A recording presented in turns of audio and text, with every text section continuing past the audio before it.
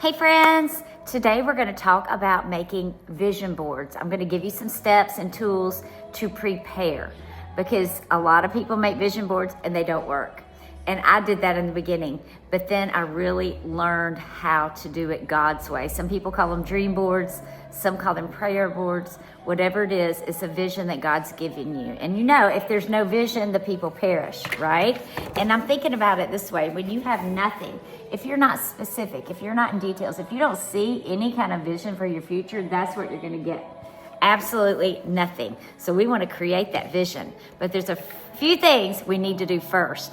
Number one, I'm going to read a scripture that talks about delighting in the Lord and trusting that His vision is becoming your vision. His desires for your life are becoming your desires. So, Psalm 37, 4 and 5. And I need my readers. Anybody else need to get readers out there? Okay.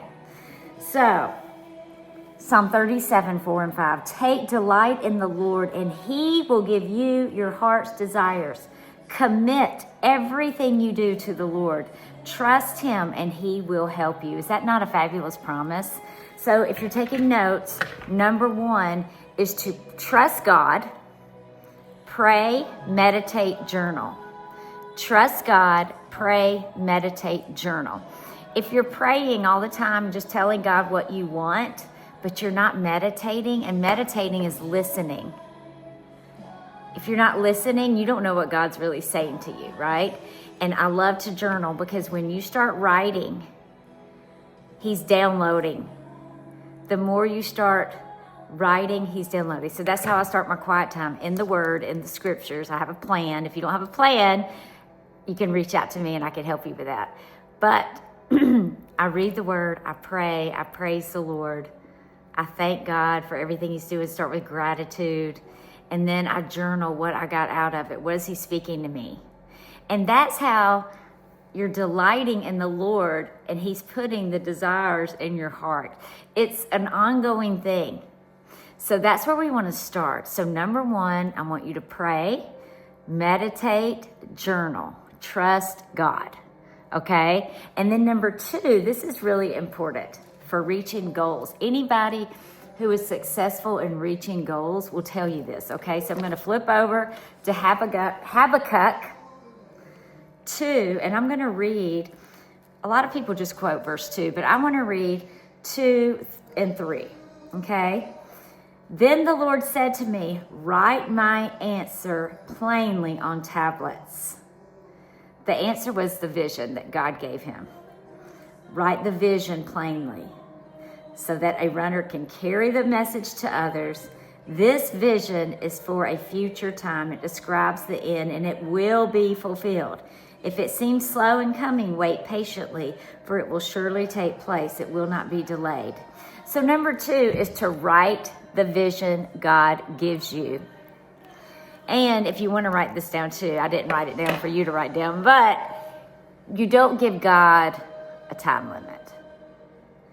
So write the vision down. That's number two. So you need to write down what He tells you. Make it plain. Make it clear. The short version of Habakkuk 2:2 is write the vision, make it plain. Write the vision, make it plain. Before you start just putting things on your board, it's very important to be clear. And trust God. You know, sometimes there's things that you may put on your board that don't happen, and you just have to trust His timing. And I have done that. There's been many vision boards I've made where things happen exponentially, and I go far and beyond. It's incredible. But there's one thing I have not had happen yet, and I'll show you when I show you my vision board, because I put it on there again. But every time I think I get a little more plain, a little more clear, and sometimes we aren't ready. We have to become the people who are ready for this. So sometimes it's a lot of self-growth. You have to grow yourself. So number one, trust God, pray, meditate, journal. Number two, write the vision God gives you. And number three is bring pictures of your vision. So when we meet next month for our vision board party, I want you to bring the pictures of the vision God has given you. So I used to do words, like put words on the boards, but our mind thinks in pictures, not words. So if you have magazines, if you want to go to Pinterest, if you have pictures that you yourself have taken, I want you to bring those with you. And you need tape, right? And you need a board. I have a few extra boards, but not many. So bring a board. And I actually have 2 boards. I have 2 vision boards. I have one for my family, and then I have one for my business and my ministry. So I'll show you. Now the family is personal, so I'm not gonna show it a lot. But that's my vision board for my family. And I even got 3-dimensional. I have one thing sticking out that I taped on there. So you can do that too. You can be creative. You know, this is between you and God. And that's another thing I want to say. To have a successful vision board, you don't show it to small-minded people because they will suck the faith out of you. That's why you don't share things with everybody, right? But if you share it with others who want to uplift you and elevate you, that's going to help you. But once you finish your vision board, it's very important that you look at it every day. My daughter has one. She put it across from her. She's laying in bed. She's got a bookshelf across from her. And she has it on her bookshelf. So she sees it every morning. She sees it every night. She sees it during the day if she's getting ready, changing clothes, whatever. And she had one huge thing on there that's happening. And I'm so excited for her. And it's on my vision board for her too. Because if you're a mom, right, you want your kids to have that vision also.